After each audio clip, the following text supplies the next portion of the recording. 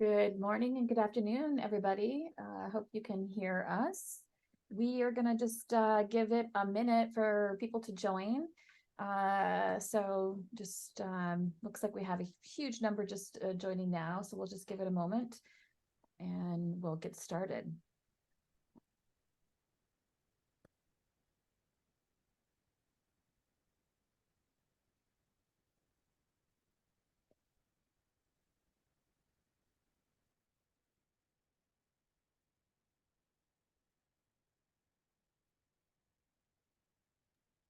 Good morning, everyone. I'm just giving it another 30 seconds or so and we'll get started. Just letting folks join.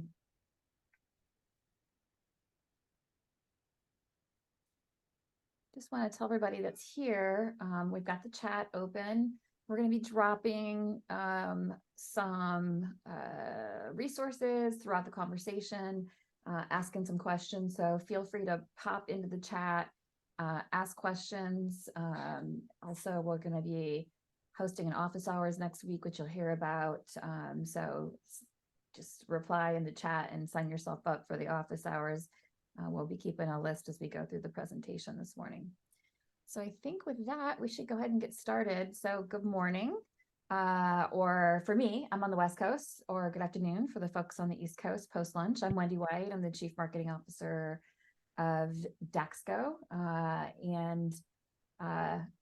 We're coming to you with a little bit of a sprint plan for how you get to New Year's, mostly rooted in digital marketing. And this is an area of particular expertise for me and my co-host, Nick, who runs our digital services team. We're both 20 plus year veterans, including pretty deep expertise in everything, the full gamut of digital marketing, websites, advertising, SEO, email marketing, and lead engagement. So we're going to share some tips and tricks today to get you going up to your kind of New Year rush, with the hope that there's some nuggets in here for you. Again, use the chat, ask questions as we go. Either Nick and I will be monitoring depending on who's speaking, and we'll be answering there, and just trying to, give you as much help as possible. All right, next slide, Nick. So what are we going to talk about today? We're going to talk about how to acquire, convert, and nurture new members to maximize your membership for 2024. And explicitly, we're going to talk about things we can do in the next 30 days to sprint towards a really successful January. And, what I would say at the beginning of this is it's not too late to implement some of these things. We're going to also sprinkle in a few ideas of things you can reset in 2024 to, improve your digital marketing over the course of the year. And with that, I'm going to invite Nick to pop up. All right. So as Wendy mentioned, we mentioned a 30-day sprint, but the reality is if we're looking at a calendar like we've got on the screen right now, we've got 12 business days between now and Christmas. So nobody panic and freak out.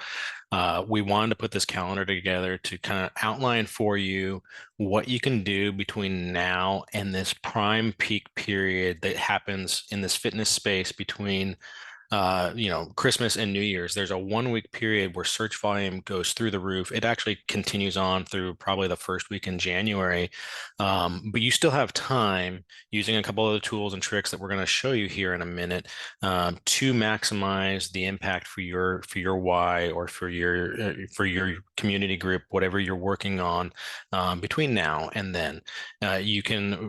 We put this framework together to show you that how everything works together as you start to assemble the puzzle pieces, what you can do, getting your campaign set up, getting your competitive keywords, your ad copy, and working through that. And we highlighted that week between Christmas and New Year's because that's a peak week where volume's going to go up. You're also going to want to increase your budgets.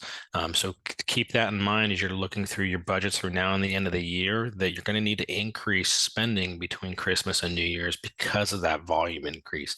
And because you're not only increasing volume, everyone else is increasing volume, cost kind of goes up during that time period. But we'll actually be following up with this calendar so you can actually use it to however you want to customize it. But this is something to look at how all the pieces work together as you work through this busy sprint period. And we actually didn't include everything in here, but there's a lot to consider in this time period. And we're going to talk about first of those impact areas that we're going to talk about is just generally acquiring new members, as Wendy mentioned. What we want to talk about first is SEO. Can they find you? So part of acquisition is being visible, right?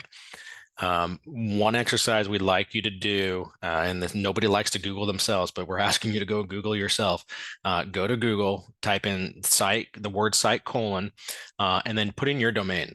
What you're going to see here is Google is going to report back to you all the pages that they know that you have.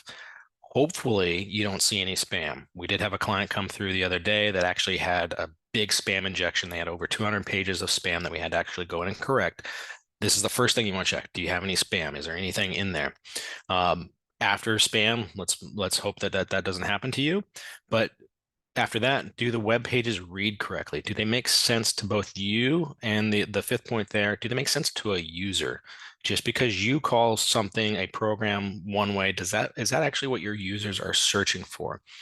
Because this is, if we're looking at this list that Google reports back to you, it's what users are seeing. And so you want to make sure that what users are seeing are what you intend for them to see to help drive click-through rates to your website. Because if it's not interesting to them, they're not going to click through and engage with your website. So this is really the first step in this process to actually acquiring members, is making sure that you can be found. And when you are found, they're actually engaging and actually reading those page titles correctly. And are we recording this call, Wendy? That was a comment that just came through. Yep, somebody's recording it. Thank you. All right. On the couple of things you want to get ready here for your SEO content, we're going to talk about ChatGPT. We don't want you to go too crazy. Like, you don't need to do a bunch right now. You want to consider 2 to 3 SEO topics. Keep honed in on your topics. Think about not just SEO, but also think about new year, new you, your January joins. Think about topics that those users are going to be interested in. You want to aim to create 4 to 6 blogs around those key topic areas. Also consider what areas you have gaps in.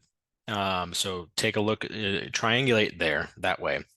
And then when you actually do publish that content, make sure you link those internally. Real newbie, I'll get to you here in a second in the comments. But make sure you link those blog posts together so that a user can go from post A to post B. Make it make sense to the user, because if it doesn't make sense to the user, it's not going to make sense to the search engines. And that's where you really want to target it in. Don't just do a bunch of links for the sake of doing links. SEO for, as Alyssa just asked in the chat, that is search engine optimization. That is natural search. It's also free search, free traffic if you can get ranked for those keyword terms. So that's something that we want to set the groundwork now. May not be able to capitalize on free traffic for the next 30 days, but if you set good groundwork now, in 2024, you're going to see success. And with that, we're going to go to some GTP prompts to actually help you get ready for this content. Yeah. So let me first advise you. So Alyssa, the question you asked about SEO, SEO is critical for your site for you to be found.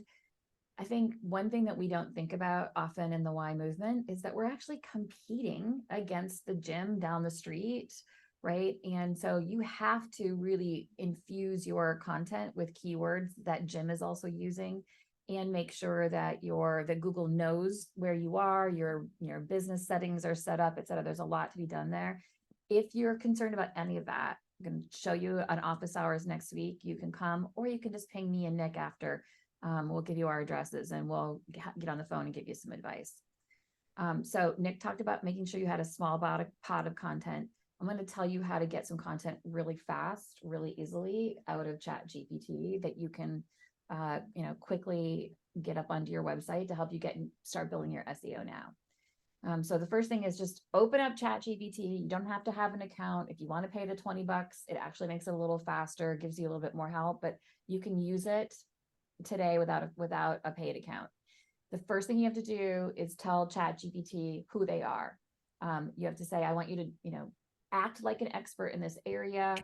you tell them to, reduce the prose. That keeps them really focused on giving you a short and sweet answer that you can understand.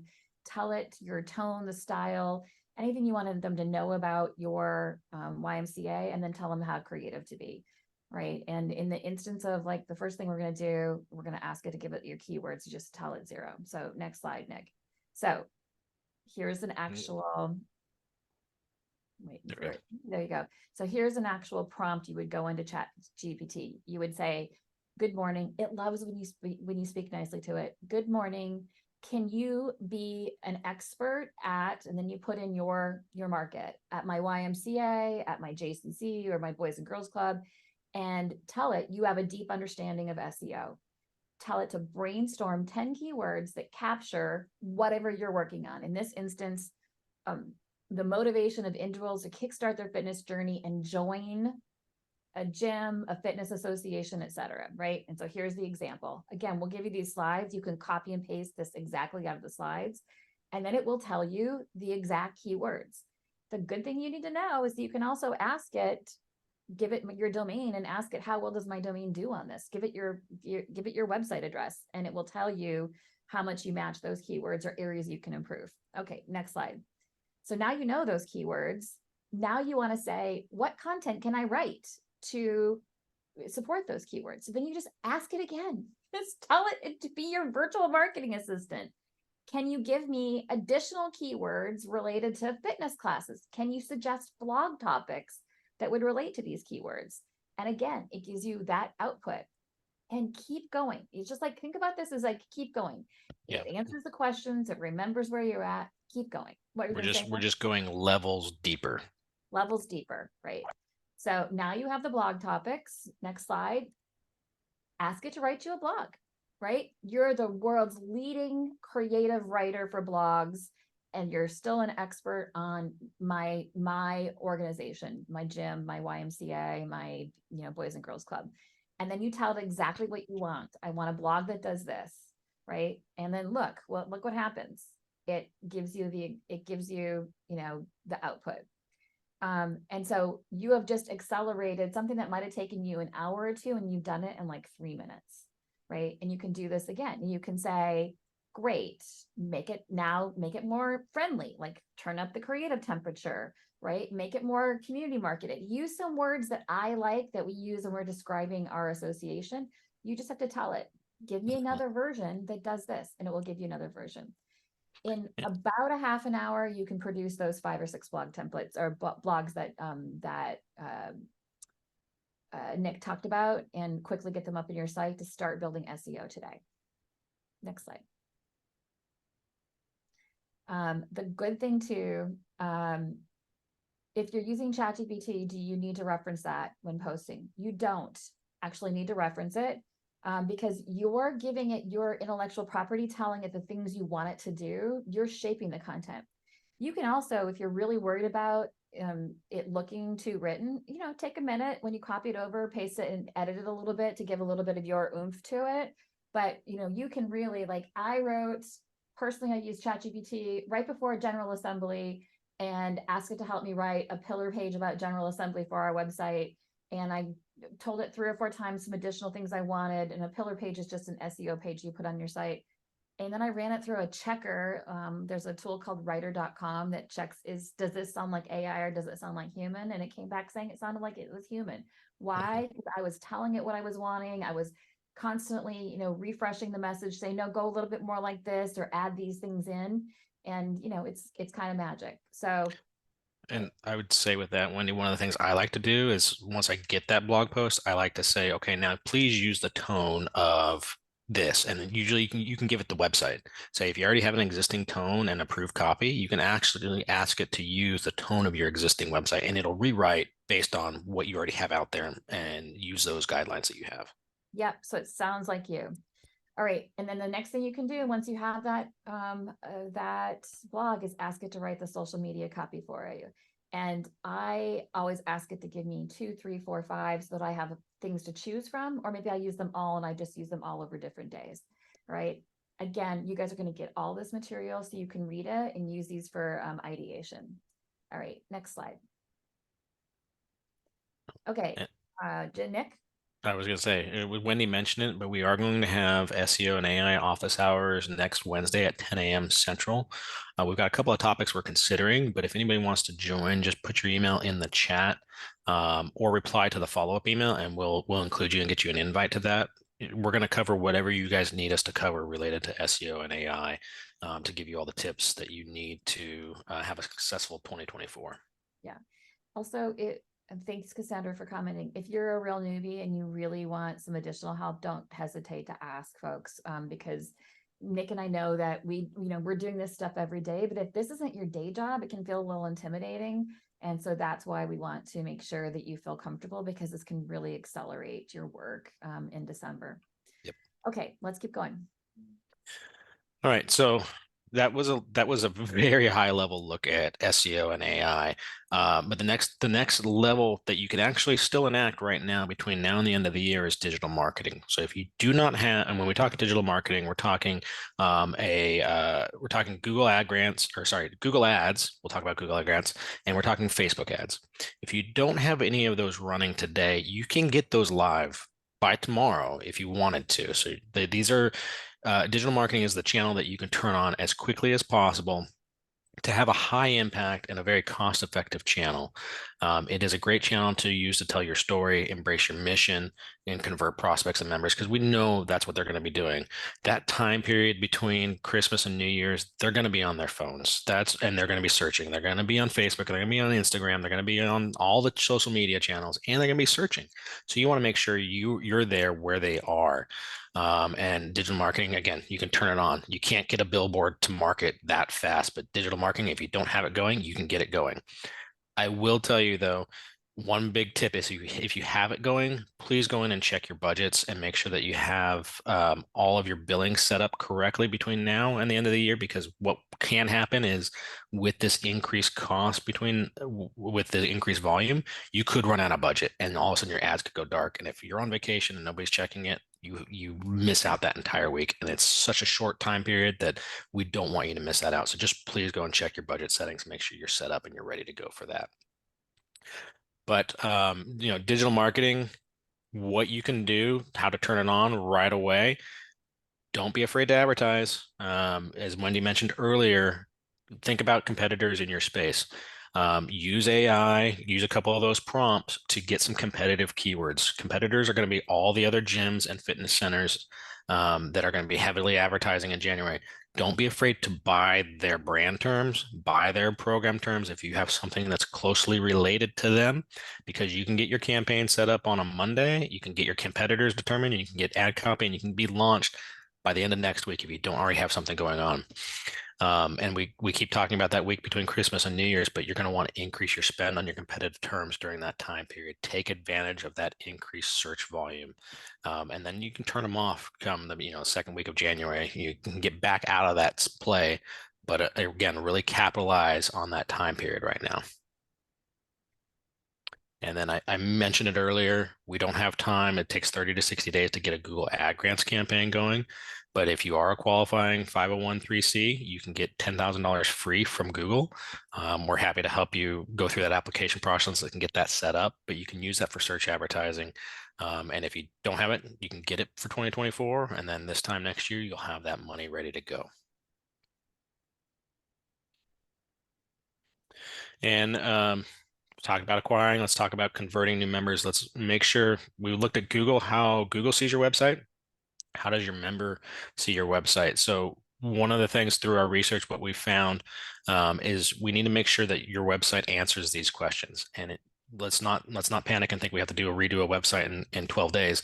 You can do a landing page. You can do one page that your digital marketing or your social media drives to, but you want to make sure you answer these questions. You want to make sure that users know where you're located. You want to make sure they know what you offer. What membership packages are available? What do they cost? Class schedule is huge. They want to know, do you have a class that works with their schedule? And then how do they book a class? Once they find the schedule, can they find how to actually book a class? And then events, what does your package offer event-wise, community-wise? What's the engagement there? So that's a high level look at your landing page, what it needs to answer. Now, this great January landing page, a membership that does more. We're clearly showcasing the fitness amenities. We're communicating the organization's purpose. We're actually, in this example, we've segmented down by age group and shown the prices starting at certain months. We've highlighted senior packages, family packages, adult packages, and we're emphasizing childcare services farther down on the page. But this is a great landing page to drive for both paid search and social media to convert those members, because you want to, once they get to your website, you want to convert them within 1 or 2 clicks. You don't want to drag them on. Don't make them look for it. Give it to them right then and there. Bring them back real quick. Okay, so if you are a newbie and you don't know what a landing page means, it's the place you point your advertising to. When you have a click in an ad, it's the place you land them to. Terrible idea to land them on your homepage of your website.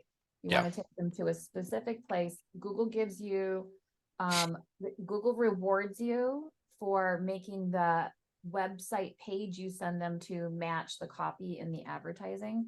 So if you're talking about joining a gym, January join, getting back in shape, being part of, rejoining a gym community, and then you just take them and dump them off onto a regular page, Google actually will over time charge your ads more because you're not fulfilling what you advertised. So Yeah. just make sure that you think about your ad copy and your landing page just really lining up on intent. And you'll get rewarded for that on your Google advertising because the pages will convert better. Yeah, it's the relevancy that they really care about, both Google, but also your users, right? Yeah. If you're using a keyword that says, cycling classes, that landing page or where they click through and where they land should say cycling classes. Bring it all the way home so the user can also make that connection. And if the user can make the connection and it's very clear, then Google will make that connection. And that's the number one thing you need to worry about. All right. Hopefully that was helpful. Okay, so I wanted to tell you just a little quick story about the Mankato Family YMCA. So, and we're going to talk about Google Ad Grants here again because somebody asked us to circle back on it. Google gives away $10,000 a month in free advertising to any 501(c) that can qualify. And to qualify for it, you actually have to have a Google compliant website, meaning it's got to be optimized for SEO. It's got to meet the requirements of the program in terms of the site fulfilling best practices. And then, of course, your advertising has to run and meet their requirements as well. So, probably not surprising to some of you, some Ys out there don't have an expert digital marketer on staff. They just don't. And so maybe the website doesn't actually meet the requirements for that grant. Well, that's exactly what happened to the Mankato Family YMCA. Mankato was right down the street from where I grew up in Minnesota, Southwest Minnesota. It's right in Green Giant country. It's a great little town. They did not have a compliant website. So they came to us after they applied for the grant and they were denied. And the application process, it is about showing off the things you're going to advertise and the place you're going to send the advertising. Click that QR code in the bottom left and you're going to learn more. We're going to send you a guide on how to use a Google grant. So we redid their website for them, helped them apply. They qualified, and look at the impact that it had.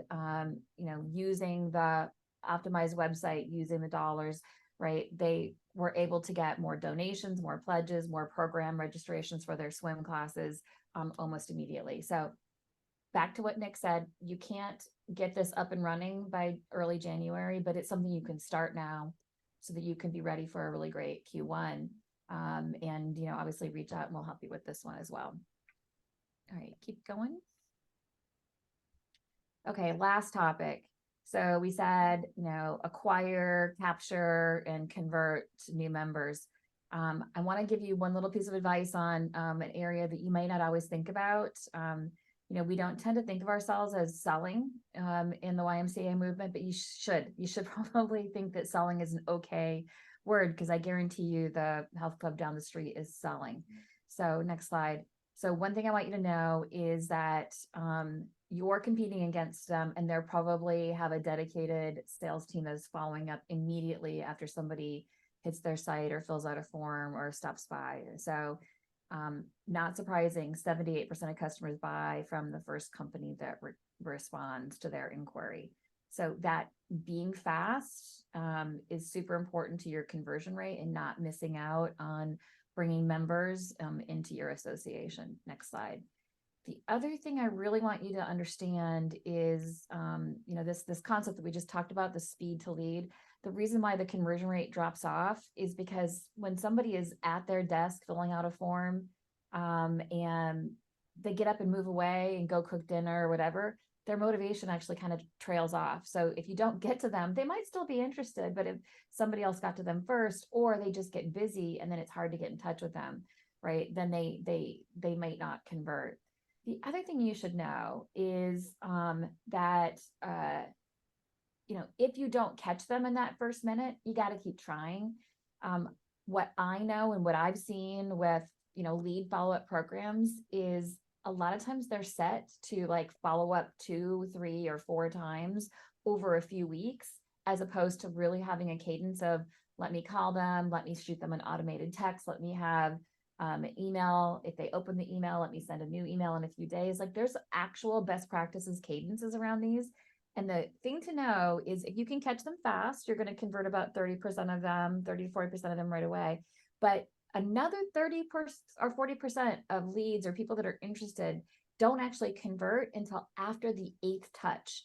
So the best practice in the industry is to have about 13 touches in a combination of email, phone call, text, etc. So don't be afraid to keep your follow-up going longer than a few touches. I will guarantee you, most people will not find it spammy. It is really what's necessary to catch those people that are just busy being a mom, busy running, working, busy being a dad, busy with real life. Like those people exist, and they probably appreciate when you finally get in touch with them and get them to come in. Again, 30-something% convert in that 8 to the 13th touch. So don't be afraid to it. So go get aligned with your membership teams right now and make sure that they're fully following up with those leads to make sure you're getting the best ROI of every dollar you're going to spend on advertising during this period. All right, that's it. Next slide. So what we talked about today is increasing your visibility with SEO, using AI to write great content, expanding your reach with digital marketing, doing Facebook and Google advertising, Facebook Meta, I should say, which includes Instagram. Do it during this period. It's your best and highest converting period of the year.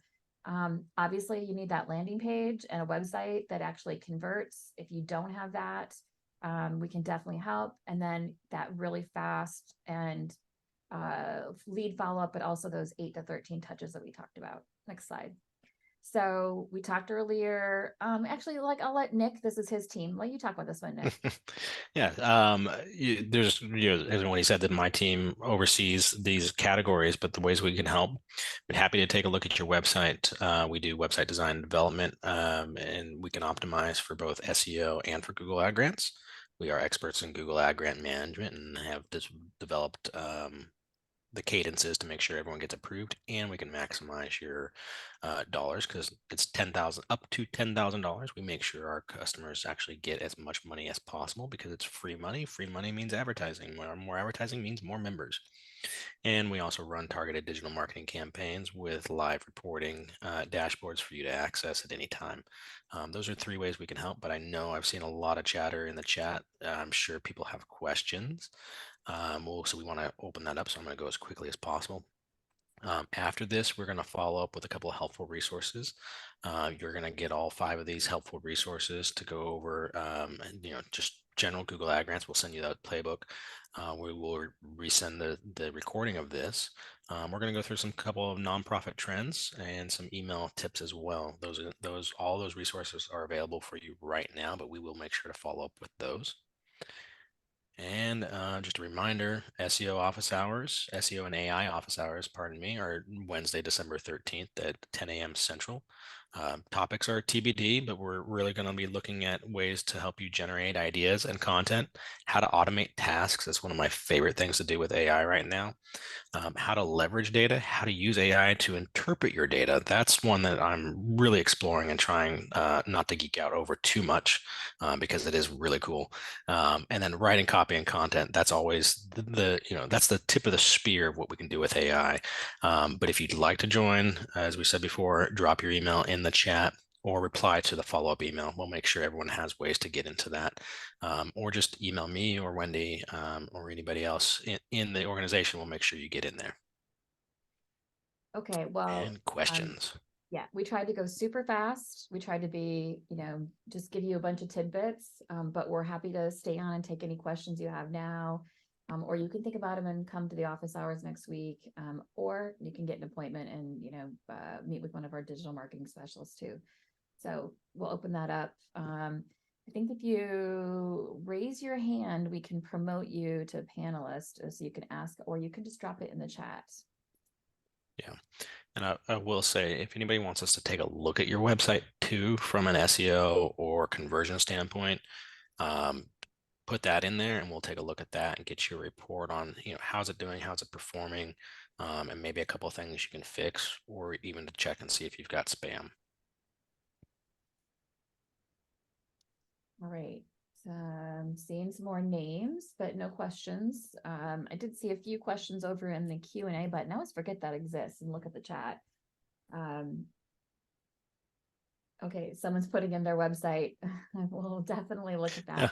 Let's see if I can make sure I stop sharing, and I'll actually, is it okay if I pull up one of those websites? I want to make sure I ask the question before I pull it up. Let's go to the Mason City one. Crystal, is it okay if we put your website up on the screen and do a quick look at it? Sure, she says. It's so you see that one, it's Mason City YMCA.org. Yeah, I'm pulling it up. Make sure I City, get it. Iowa must be again back close to home for me. I'm from southern Minnesota.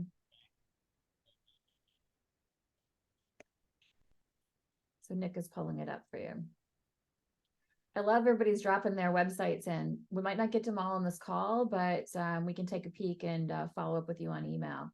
Probably best to reply to the email you're going to get from us with a follow-up with the recording and the materials. And then we'll get you a quick phone call set up. And Sarah, who's listening, is getting all the names and websites written down, and she's going to make sure that we're doing some good follow-up. So the first thing, I've got Mason City pulled up here, so I'm going to go. You're not sharing, Nick. I'm not. Nope. I clicked the button and I forgot to click share. There we go. All right. So I'm going to go to Google. I'm going to look at Mason City.